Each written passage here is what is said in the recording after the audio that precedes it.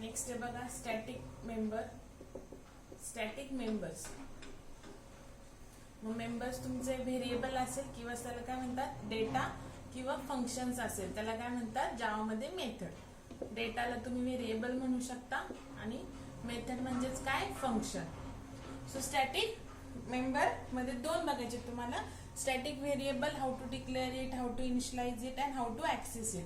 आणि same static method function, ठीक आहे, त्याला डिक्लेअर कसं करायचं, डिफाईन कसं करायचं आणि ऍक्सेस कसं करायचं. ठीक आहे. नाऊ स्टॅटिक आणि नॉर्मल व्हेरिएबल मध्ये डिफरन्स काय. जे आपले स्टॅटिक व्हेरिएबल्स असतात, static variables are common to all objects of same class.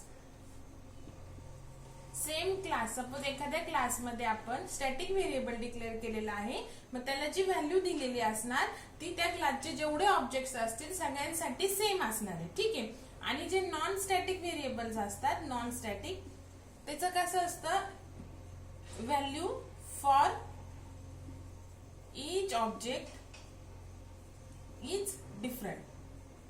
बरोबर. जसं आपण लास्ट टाइम बघितलं की सपोज मी स्टुडंट क्लासचे S1 आणि S2 केले, ऑब्जेक्ट दोन क्रिएट, आणि नॉन स्टॅटिक व्हेरिएबल आहे रोल नंबर, तर रोल नंबरची व्हॅल्यू S1 साठी वेगळी असते आणि S2 साठी वेगळी असते. ठीक आहे. पण स्टॅटिकचं कसं असतं की त्याला मेमरी अलोकेशन एक सेपरेट असतं. That memory allocation is shared by all the objects. आणि नॉन स्टॅटिक मध्ये कसं असतं, सपोज रोल नंबर माझं क्लास मधले डिक्लेअर केलं व्हेरिएबल आहे विच इज नॉन स्टॅटिक. साधा आपण इंट रोल नंबर केले, स्टॅटिक लिहिलंय का त्याच्या पुढे नाही. So roll number is a non static variable. So memory allocation for roll number is separate for each object. आणि ह्याच्यामध्ये memory allocation for static variable is common for all object. ठीक आहे. त्याचं मी ते एक्झाम्पल तुम्हाला एक्सप्लेन करते. त्याच्यानंतर static methods declare with static keyword और डिफाइन विथ स्टॅटिक कीवर्ड. त्याच्यानंतर स्टॅटिक फंक्शन और method can access only static variables.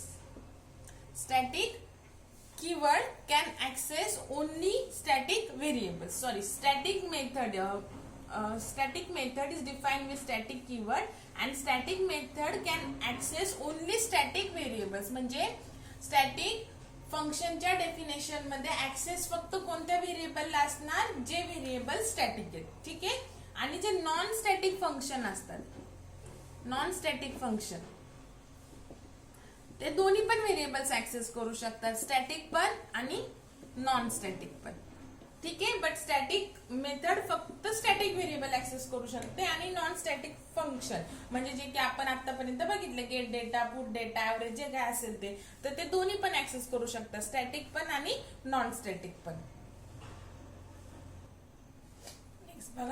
Next बघा difference between static and non static साठी एक सिंपल प्रोग्राम घेतलाय. तर सध्या तुम्ही स्टॅटिक फंक्शन कन्सिडर करू नका. पहिल्यांदा स्टॅटिक व्हेरिएबल आणि नॉन स्टॅटिक मधला डिफरन्स लक्षात घ्या. आता मी सध्या कुठं स्टॅटिक व्हेरिएबल नाही केली, नॉर्मल आपले इंट ए आहे आणि इंट सी आहे. त्याच्यानंतर एक फंक्शन घेतलंय मी गेट सी घेण्यासाठी आणि एक फंक्शन घेतलंय गेट ए घेण्यासाठी. इथं गेट सी ची व्हॅल्यू मी घेतली डायरेक्टली 2 आणि इथं गेट ए आपण मेन मधून पास करणार आणि C++. हे कसं वर्क होतं ते सांगते, फक्त हे नाही असं कन्सिडर करा. आता आपल्या प्रोग्राम मध्ये एक पण व्हेरिएबल स्टॅटिक व्हेरिएबल नाहीये. मग जेव्हा तुम्ही आता ऑब्जेक्ट क्रिएट करणार A1, तेव्हा काय होणार, A1 साठी एक मेमरी ब्लॉक होणार आणि त्याच्यामध्ये A आणि C साठी मेमरी होणार सेव्ह. बरोबर. नाऊ आता आपण अजून एक घेऊयात म्हणजे तुम्हाला डिफरन्स कळेल काय आहे ते.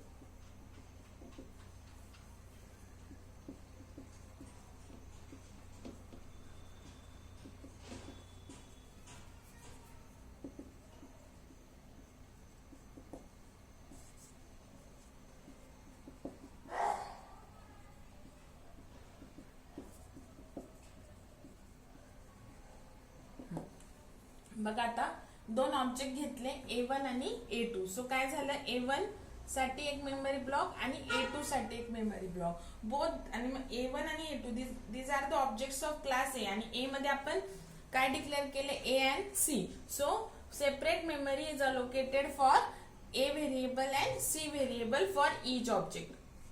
ओके. त्याच्यानंतर a1 डॉट गेट सी. तर फंक्शन कशाने कॉल केले? We have call this get C function using the object a1. So control goes to the function definition get C and value c is equal to 2. ठीक आहे.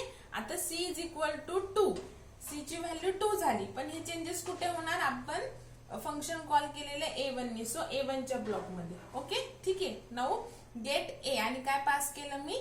10 आणि a1 मी call केलेले. So इथे आलो आणि a ची value गेली. आता तुम्हाला माहिती की जर सपोज मी इथं बी लिहिलं असतं तर a इज इक्वल टू बी लिहिलं असतं, बरोबर, जसं आपण लास्ट प्रोग्राम मध्ये बघितलं. पण आता माझं हे व्हेरिएबल जे आपण फंक्शन डेफिनेशन मध्ये पास केलेले आणि ऍक्च्युअल मेंबर ह्याला दोघांना सेम नेम आहे. So this dot A is equal to a करायचं. जसं आपण सीपीपी मध्ये एरो यूज करायचो त्याच्याऐवजी इथे डॉट यूज करायचा. मग हा ए असाइन होणार this represents the current class. Current class मधल्या ए मेंबरला असाइन करायची व्हॅल्यू ए, ही व्हॅल्यू विच इज 10. मग ही कशाला कोणत्या ए मध्ये जाणार? a1 का a2? a1 मध्ये, कारण की फंक्शन गेट ए कशाने कॉल केले? a1 ने. सो इथं गेली 10. आता मी C++ केलं तर C++ ची व्हॅल्यू चेंज होणार, इन्क्रीमेंट होणार बाय 1. कोणत्या ब्लॉक मध्ये? a1 ने, कारण मी फंक्शन कॉल केले a1 ने. सो इथं व्हॅल्यू झाली 3. येथे लक्षात इथपर्यंत. नाव फंक्शन कम्प्लीट झालं. इथे आलो a2 डॉट गेट सी. परत कंट्रोल आला गेट सी कडे. मग C ची व्हॅल्यू 2 झाली पण a2 च्या ब्लॉक मधली, बरोबर, म्हणजे इथं झालं 2. त्याच्यानंतर गेट ए म्हणजे a2 च्या ब्लॉक मध्ये a ची व्हॅल्यू झाली 20. ओके, नाऊ आणि काय केलं? C++. सो 2 चा इथे 3 होणार, बरोबर, सॉरी 2 होती व्हॅल्यू तर 3 होणार कारण आपण a2 नी गेट ए कॉल केलेले. ठीक आहे. Now a1 dot put data केलं तर 10 आणि 3 डिस्प्ले होणार आणि a2 डॉट केलं तर 20 आणि 3. जरी व्हॅल्यू सेम आहेत पण त्या सेपरेट ब्लॉक मधल्या आहेत. ठीक आहे. आता बघा म्हणजेच काय की स्टॅटिक व्हेरिएबलला इच ऑब्जेक्ट साठी सेपरेट ब्लॉक क्रिएट होतो आणि त्या ऑब्जेक्टने फंक्शन कॉल केलं तरच त्या ब्लॉक मध्ये चेंजेस होतात.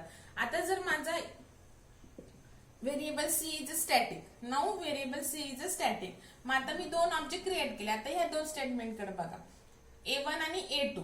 सो a1 आणि a2 साठी मेमरी ब्लॉक अलोकेट होणार. ठीक आहे. नाऊ a1 आणि a2 are the objects of class A. मग त्याच्यामध्ये नॉन स्टॅटिक व्हेरिएबल फक्त एकच आहे. सो त्यालाच फक्त सेपरेट मेमरी अलोकेट होणार.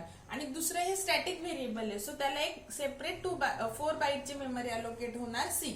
आता जावा मध्ये इंटिजर साठी 4 बाईट असतं, कॅरेक्टर साठी 2 बाईट असतं, फ्लोट साठी 8 बाईट असतं. ठीक आहे. आता सी हा मगाशी सेपरेट मेमरी का अलोकेट झालेली? Because C was non-static variable. Now C is a static variable. So एक separate common block of memory is allocated for C and that is shared by all the objects of the same class A. ठीक आहे. Now इथपर्यंत कळालं. आता हे झालं memory allocation. आता बघा a1 dot get C function call केला तर तुम्हाला मी एक डिफरन्स सांगितला होता की non static variable can access the non static functions can access the values of static variable and non static also. Now get C च्या पुढे स्टॅटिक नाहीये. So get C is a non static function but we can access the variable C which is static. ठीक आहे. Now बघा get C function call झालं a1 ने. आता C ची व्हॅल्यू 2 पण a1 मध्ये तर सी नाहीये. मग चेंजेस कुठे होणार? या कॉमन ब्लॉक मध्ये. आलं का लक्षात इथपर्यंत? नाऊ गेट ए काय होणार? This dot A is equal to a. A ची व्हॅल्यू कुठे जाणार? आता ए मध्ये, करंट क्लासच्या. म्हणजे गेट ए फंक्शन कशाने कॉल केलेलं? a1 ने. सो a1 मध्ये व्हॅल्यू गेली 10. ओके. Now C++. काय केलं आता? C++. आता मी इथे a2 डॉट गेट सी काढून टाकते. दिस डॉट ए व्हॅल्यू गेली आणि C++ झालं तर चेंजेस इथं होणार. ठीक आहे. नाऊ a2 डॉट गेट ए जर गेट सी केलं असतं तर परत 2 झालं असतं. ठीक आहे. पण आता मगाच्या ह्याच्यात जर मी a2 डॉट गेट सी दिलंच नसतं तर a2 च्या ब्लॉक मध्ये c ची व्हॅल्यू काय असती? 0 असते. कारण की आपण डिफॉल्ट कन्स्ट्रक्टर करतो ना a2 ने, तेव्हा इथं व्हॅल्यू 0 होतात. जेव्हा तुम्ही a2 डॉट गेट ए करणार तेव्हा व्हॅल्यू किती होणार आहे त्याची? इथं 20 होणार आहे, बरोबर. आता बघा जर मी तिथे a2 डॉट गेट सी केलं नसतं तर सी इनिशियलाइज झालाच नसता जसा मगाशी झाला होता. पण आता बघा इथं मी a2 डॉट गेट सी दिलेलंच नाहीये, बरोबर, डायरेक्टली गेट ए लिहिलेलं आहे. तर गेट ए मी 20 पास केले, सो इथं 20 आलं कारण A2 ने फंक्शन कॉल केले. आणि C++ तर काय होणार, हा ब्लॉकची व्हॅल्यू 3 ची काय होणार 4 होणार. का मी इथं A2 डॉट गेट सी नाही लिहिलं तरी सुद्धा व्हॅल्यू चेंज झाली का, कारण की ऑब्जेक्टचं मेमरी आणि स्टॅटिक व्हेरिएबलची मेमरीचं काही रिलेशन नाही. पण जर मी मगाशी A2 डॉट गेट सी नसतं लिहिलं मागच्या प्रोग्राम मध्ये, जेव्हा आपला सी काय होता नॉन स्टॅटिक होता, तेव्हा गेट सी जर नसतं तर मग सी ची व्हॅल्यू इनिशियलाइज पण नसती झाली आणि इन्क्रीमेंट पण नसती झाली. आलं का लक्षात इथपर्यंत. सो हे काय झालं, मग आता A1 डॉट पुट डेटा केलं तर A आणि B डिस्प्ले झाला, पण हा C4 कशामुळे झाला A2 नी, तरी सुद्धा तो ऍक्सेस झाला. येते का लक्षात. आणि इथं A आणि B म्हणजे काय डिस्प्ले होणार 10 आणि 4, आणि A2 डॉट पुट डेटा केलं तर 20 आणि 4. आता ह्याचं काय गरज आहे स्टॅटिक व्हेरिएबलची. सपोज आता जेव्हा आपल्याला मेमरी सेव्ह करायची, युटिलाइज करायची मेमरी, म्हणजेच काय की सपोज मी स्टुडंटचा डेटा सेव्ह करत आहे 60 स्टुडंटचा, ठीक आहे. तर माझ्या स्टुडंट मध्ये युनिक प्रॉपर्टीज कोणत्या आहेत, रोल नंबर, नेम असेल, ऍड्रेस असेल. बट सपोज कॉलेज नेम पण एक फील्ड आहे, तर कॉलेज नेम 60 स्टुडंटचं सेमच असणार आहे, बरोबर ना. मग त्याच्यासाठी आपल्याला सेपरेट मेमरी, सपोज आता कॉलेज नेम माझं GPP आहे, तर एका कॅरेक्टरला 2 बाईट लागतं, म्हणजे हे एका स्टुडंटसाठी किती लागणार मेमरी 6 बाईट लागणार, बरोबर. असे 60 स्टुडंटला किती लागणार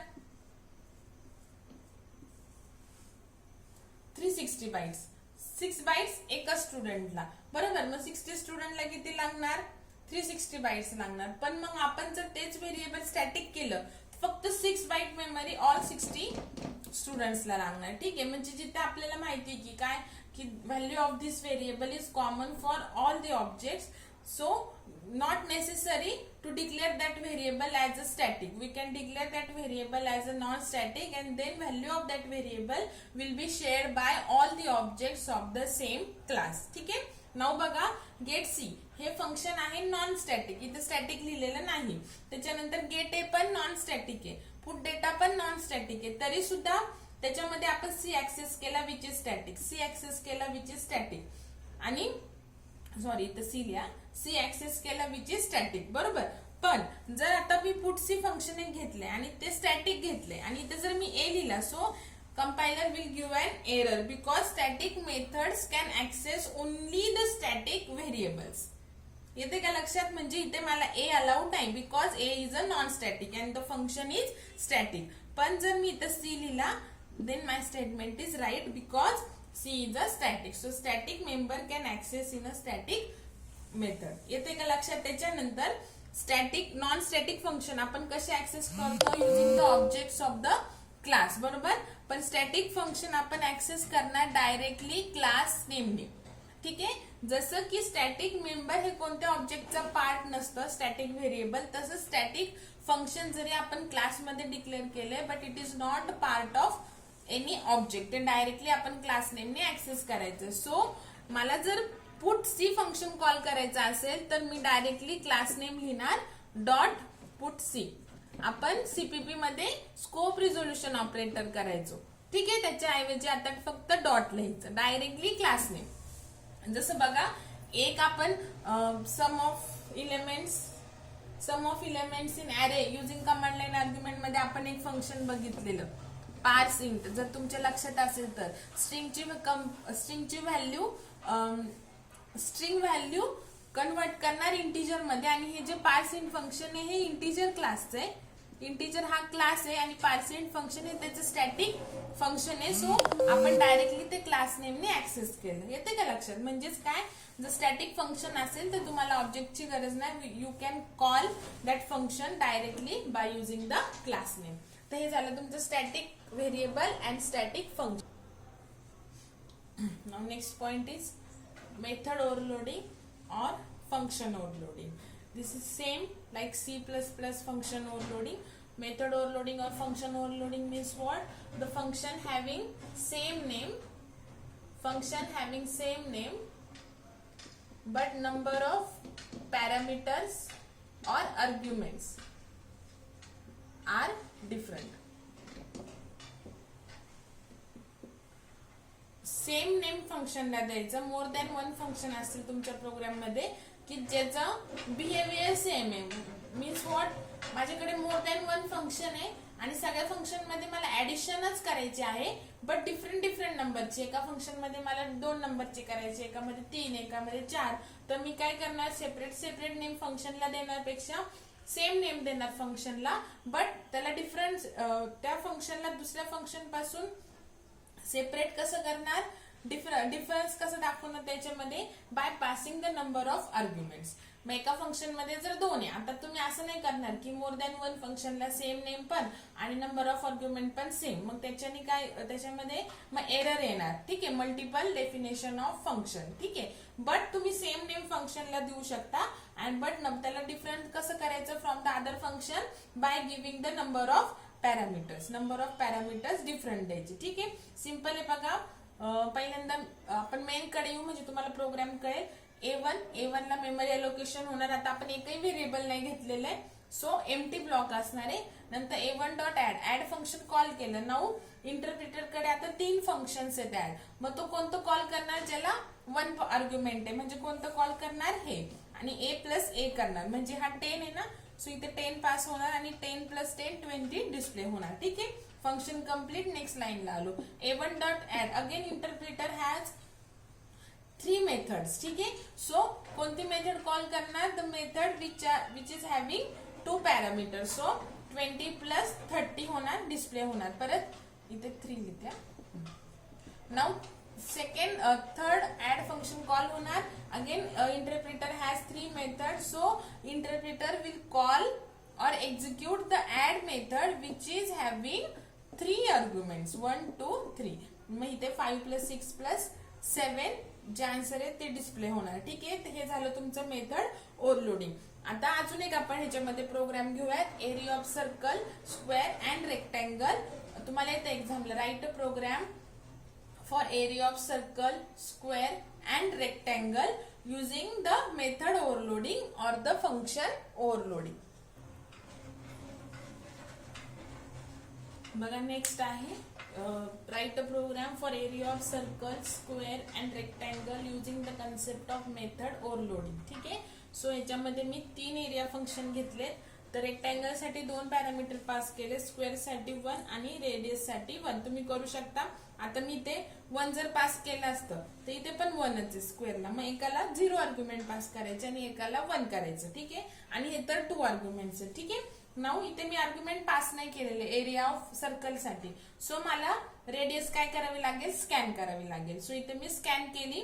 नाऊ AC फ्लोट घेतलाय इक्वल टू 3.14 × R आणि इथे डिस्प्ले केलं. नाऊ S मी मेन मध्ये पास करणार आहे, सो डायरेक्टली इथे लिहायची गरज नाही. S × S डिस्प्ले झालं. त्याच्यानंतर L आणि B, लेंथ आणि ब्रेडची व्हॅल्यू पण मी 2 आर्ग्युमेंट्स आहेत, सो मेन मध्ये पास करणार आहे. ते L आणि B मध्ये कॉपी होतील, मल्टिप्लिकेशन होईल आणि डिस्प्ले होईल. म्हणजे इथे काय होणार, S dot area 1 2 3 function. So which function will be called, the function which is having only 1 argument. So हा S10 इथं 10 कॉपी होणार ह्या S मध्ये. त्याच्यानंतर S झाला ना आपल्याकडे, डबल S1 करा. S1 हा 10 कॉपी होणार S मध्ये. 10 × 10 100 इथे डिस्प्ले होणार 100. नाउ 5 7, तर हे 5 function with 2 argument will be call L आणि B.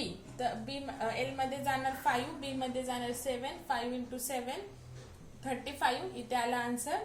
नंतर S1 dot area function with 0 argument. तुम्ही स्कॅन करणार, जी व्हॅल्यू स्कॅन करणार ती R मध्ये जाणार, कॅल्क्युलेशन होईल, AC मध्ये स्टोअर होईल आणि AC डिस्प्ले होईल. तर हे झालं आपलं मेथड ओव्हरलोडिंग.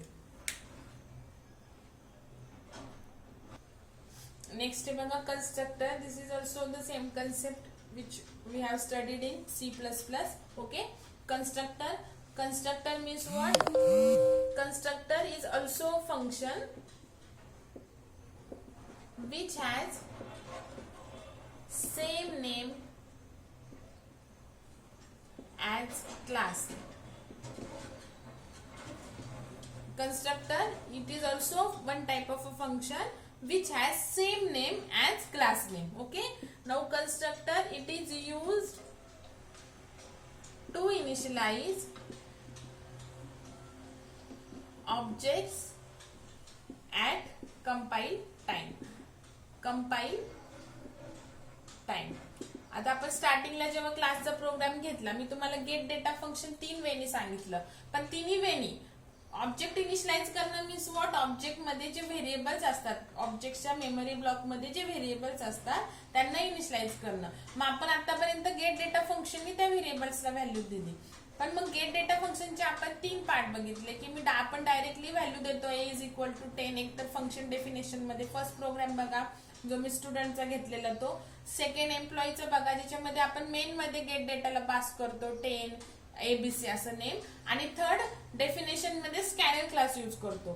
तर ह्या तिन्ही वेने आपण व्हेरिएबलला व्हॅल्यू देतो, पण ह्या तिन्ही वे हे गेट डेट हे एका फंक्शन डेफिनेशन मध्ये लिहिल्यामुळं फंक्शन डेफिनेशन ही कधी एक्झिक्यूट होते, प्रोग्राम रन केल्यानंतर, एक्झिक्यूट केल्यानंतर.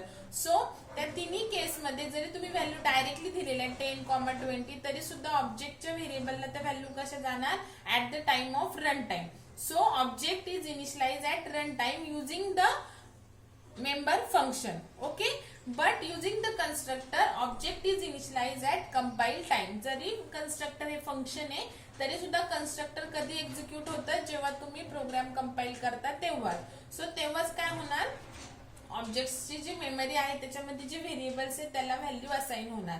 So main use of constructor is it is use to initialise object at compile time.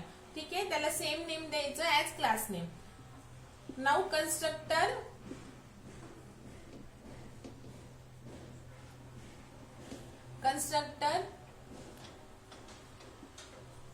does not return any value even void also. कन्स्ट्रक्टरला return type नसणारच आहे, only class name. आता constructor आपण function name बोलतो, मग फंक्शनचा syntax काय असतो, return type then function name, बरोबर. पण कन्स्ट्रक्टरला कोणताच रिटर्न टाइप नसणार आहे, वॉइड सुद्धा नाही. ठीक आहे, तर हे झाले 3 मेन कन्स्ट्रक्टरच्या कन्सेप्ट. त्याच्यानंतर जावामध्ये 2च टाइपचे कन्स्ट्रक्टर आहेत, एक डिफॉल्ट कन्स्ट्रक्टर आणि दुसरा पॅरामीटराइज कन्स्ट्रक्टर. कॉपी कन्स्ट्रक्टर जावामध्ये नाहीये. Default constructor and parameterise constructor. Suppose माझ्याकडे एक क्लास आहे, क्लास ए, त्याच्यामध्ये इंट a, b 2 व्हेरिएबल्स आहेत. डिफॉल्ट कन्स्ट्रक्टर असेल तर कन्स्ट्रक्टर विथ 0 आर्ग्युमेंट, कन्स्ट्रक्टरला सेम नेम देणार as a class name, constructor with 0 argument. So तुम्हाला इथे जी व्हॅल्यू द्यायची आहे यू कॅन गिव्ह इट. ठीक आहे, नाउ नेक्स्ट पॅरामीटरायझरच्या पुढे कसं, सपोज कन्स्ट्रक्टरला सेम नेम दिलं आणि 2 पॅरामीटर, जेवढे इनपुट असतात that will be your parameter. मग ए आणि बी, जसं आपण गेट डेटा केलं ना तसंच करायचं. आता इथे this dot A is equal to A आणि this dot B is equal to B. फक्त गेट डेटा फंक्शनच्या ऐवजी कन्स्ट्रक्टर यूज करायचं. आणि डिफरन्स काय की जर फंक्शन असेल तर ऑब्जेक्ट रन टाइम इनिशियलाइज होणार, आणि कन्स्ट्रक्टर आहे तर ऑब्जेक्ट कंपाईल टाइम इनिशियलाइज होणार. आणि पुट डेटा फंक्शन तर येणारच आहे, त्याला ऑप्शन नाही. इथं एसओपी ए आणि एसओपी बी. आता हे तुम्ही करा आता. ठीक आहे, नाउ आता जेव्हा मी कॉल करणार class M, suppose public static void main string ARGS, जेव्हा मी आता ऑब्जेक्ट क्रिएट करणार न्यू ए, ठीक आहे, तर इथे कॉल होणार डिफॉल्ट कन्स्ट्रक्टर. आणि ए ची व्हॅल्यू 10, बी ची व्हॅल्यू 20 जाणार कोणत्या ब्लॉक मध्ये, A1 च्या ब्लॉक मध्ये. आपण हे कधी एक्झिक्यूट होणार, कंपाईल टाइम मध्ये, जेव्हा तुम्ही प्रोग्राम कंपाईल करता. आणि A2 केलं, न्यू ए, इथं दिलं मी 30, 40, तर कोणतं कन्स्ट्रक्टर कॉल होणार, हे. आणि तिथे व्हॅल्यू जाणार, पण ही कुठे जाणार, A2 च्या ए मध्ये जाणार आणि A2 च्या बी मध्ये जाणार. आणि ही व्हॅल्यू हे कन्स्ट्रक्टर, इथे कन्स्ट्रक्टर कॉल होते बघा. तर हे कन्स्ट्रक्टर आपण कॉल केलं A1 नी. सो A1 च्या ए मध्ये 10 गेलं आणि 20 गेलं. Now A1 dot put data, A1 मधले एबी व्हॅल्यू डिस्प्ले होणार आणि A2 dot put data, A2 मधले एबी व्हॅल्यू काय होणार, डिस्प्ले होणार. ठीक आहे, तर हे झालं तुमचं कन्स्ट्रक्टरचं बेसिक एक्झाम्पल. आणि ह्याच्यामध्येच बघा कन्स्ट्रक्टर ओव्हरलोडिंग पण येतं. सेम नेम आहे फंक्शनला ए आणि A, but number of parameters are different. ठीक आहे, सो इथे कोणतं कन्स्ट्रक्टर ओव्हरलोड होणार, हे, आणि इथे कोणतं कन्स्ट्रक्टर ओव्हरलोड होणार, हे. ठीक आहे, तर हे झालं तुमचं क्लासेस आणि ऑब्जेक्ट मधले जे आपण C++ ला कन्सेप्ट बघितलेलं त्या. आता नेक्स्ट टाइम आपण इनहेरिटन्स सुरू करू. इनहेरिटन्स झालं की मग तुम्हाला फायनल व्हेरिएबल, बिकॉज फायनल साठी आपल्याला फायनल जे व्हेरिएबल आहे किंवा फंक्शन आहे किंवा क्लास आहे त्याच्यासाठी आपल्याला पहिले इनहेरिटन्स म्हणजे काय किंवा ते जावामध्ये कसं करायचं ते माहिती पाहिजे. ठीक आहे. सो इथपर्यंतच परफेक्ट करून ठेवा जावाचं. आणि प्लस प्रोग्राम सगळे लूपचे ते पण सगळे करा. मग नंतर तुम्हाला ऍरे पण कसं डिक्लेअर करायचं ते पण सांगेल मी. ठीक आहे. तर हे व्यवस्थित आतापर्यंतचा सगळा सिलेबस प्रॉपर करून ठेवा. आणि मी तुम्हाला नोट्स देते लगेच आता सेंड करते तुम्हाला नोट जेवढे टॉपिक झालेले त्याच्यावरचे.